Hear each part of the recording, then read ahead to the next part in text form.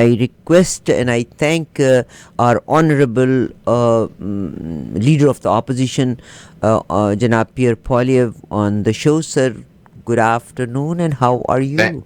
Thank you, Arifa. It's so great to be with you. Thank you for hosting me on your program this holiday season. Sir, thank you very kindly. Thank you very much kindly for being with us. Because you know what, sometimes when people listen directly on an ethnic channel, they feel a close link with you. So, Yes. you traveled all around Canada in this 2024, and 2024 is towards the end. And you met people at different places. What did you hear from them? They feel like they're losing control of their lives. You know, everything is spiraling out of control. We have borders are out of control, immigration's out of control, government spending, debt, taxes, inflation, housing costs out of control. And now, of course, the Trudeau Liberal government is spiraling out of control. And what they're saying is they want a strong leader who has the brains and backbone to take back control for the people, take back control of our borders, immigration, spending, inflation, take back control of crime and drugs.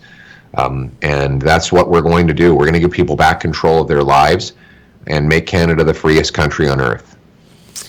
Thank you very much. We definitely want to see Canada as one of the finest country in the world, and it is.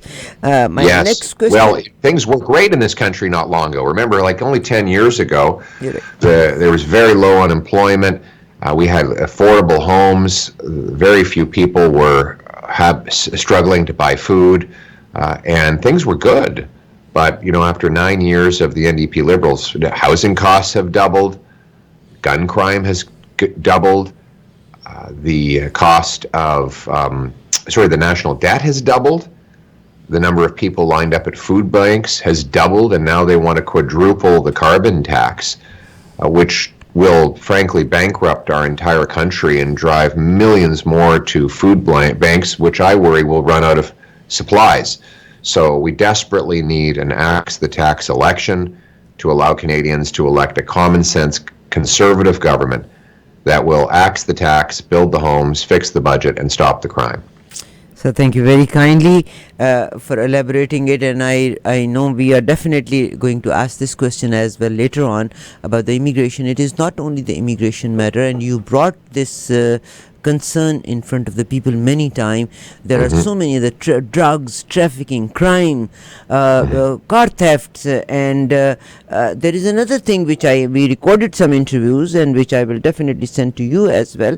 And because these people who are here, they use fake IDs, they use others' IDs, and under the table things are going, which is definitely wrong. I would request you, but now at the moment, recently whatever happened, Janab, the finance minister, even if running a small business like this, if somebody has a responsibility, everybody is held responsible what they do. But what happened? The finance minister, she had to deliver fall economic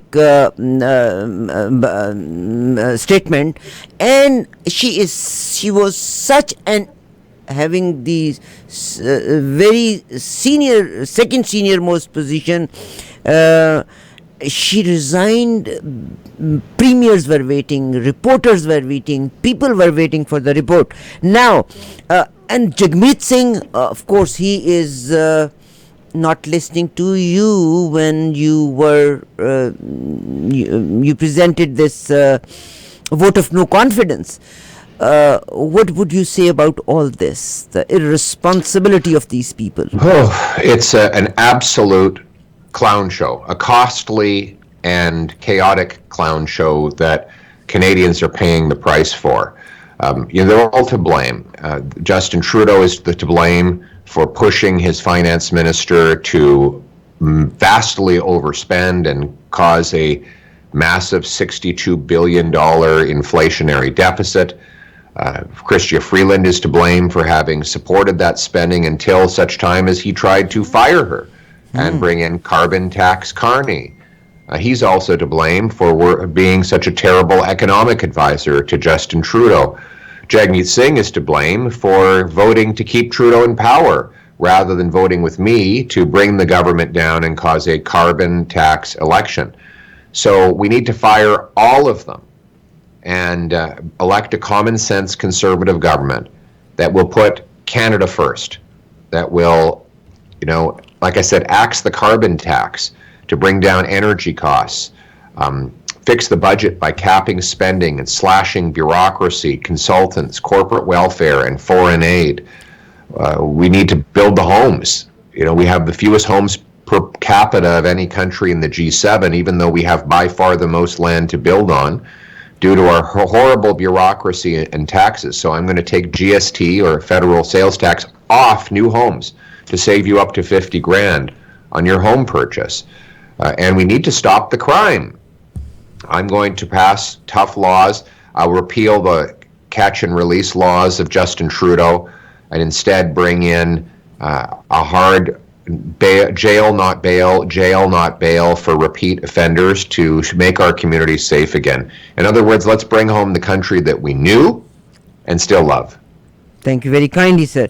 I liked one of your statements when you said that Donald Trump can sniff things miles apart. Now, yes. What are your thoughts once Donald Trump said that he will impose 25% tariff? And of course, as your polls show, and if election happens now, you win the election, be as a Prime Minister of Canada, what would you do? Well, first of all, I would project strength to put Canada first. I would say to President Trump, Canada will never be the 51st American state.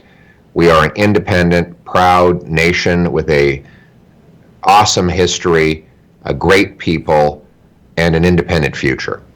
Secondly, I would address some of his legitimate concerns. We have to reinforce our border. We have to fix what Trudeau broke with boots on the ground, drones and helicopters in the air to stop illegal immigration and trafficking of stolen cars, drugs, and guns. We need to rebuild our military with a warrior culture, not a woke culture. That takes a strong economy, which means even more trade with the United States. Now, on that issue, President Trump says he's worried about our trade surplus with America. Well, that's entirely because of the oil and gas that Canadians sell the Americans at an extreme discount. And, he's right that it is a ripoff, but it's a ripoff Canadians are performing against themselves because our fanatical environmentalists, gatekeeping bureaucrats, and stupid politicians have been blocking refineries, pipelines, and LNG plants. We can't do the value-added work of our resources here, so we give those resources at a discount price to the Americans, who turn around and sell it at a huge profit while creating jobs for American welders, engineers, pipe fitters, and more. So if Trump were to tariff that, he'd be killing American jobs and driving up American gas prices. I don't think he wants that. Instead, I'll promise him this, I'm going to reverse the dumb policies of our governments. We're going to build energy infrastructure to bring home those value-added jobs to Canada, which will reduce the trade surplus, but it will ultimately mean we get more of our own money by bringing home value-added jobs to our country. So that's my common sense, Canada First plan. Let's bring it home. Thank you very much.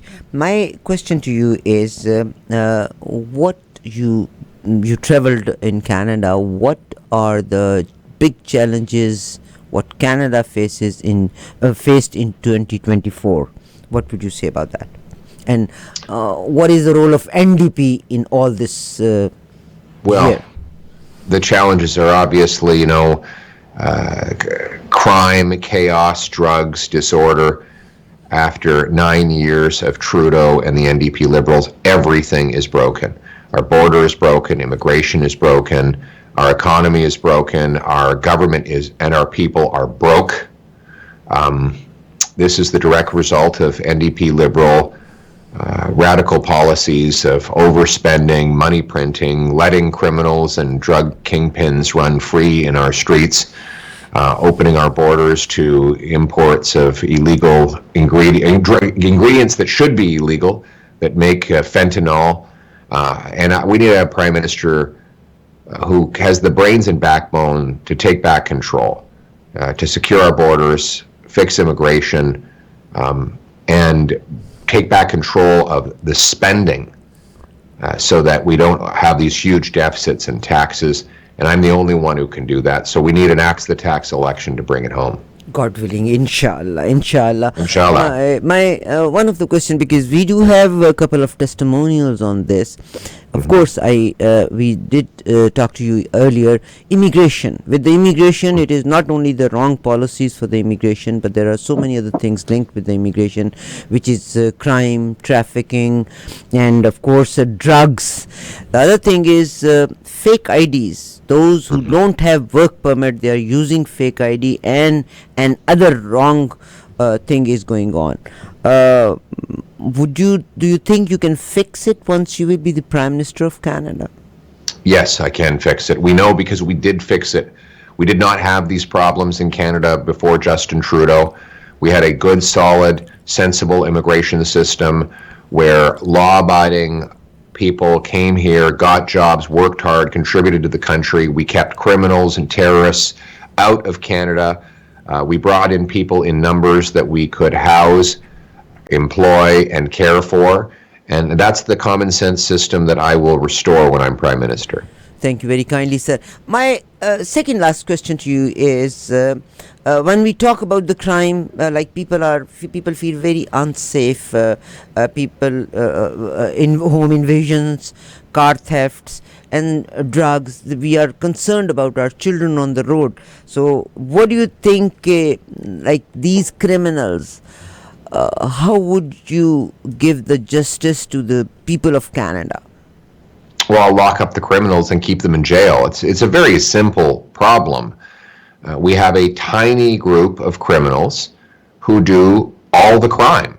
It's a very small number of people who do it all. Like in Vancouver, they had to arrest the same 40 offenders 6,000 times. That means each one of those offenders was arrested once every 2 days. So it's not, you don't need to have a PhD in astrophysics to figure out what to do about that. You take those 40 people, you put them in jail, and you never let them out.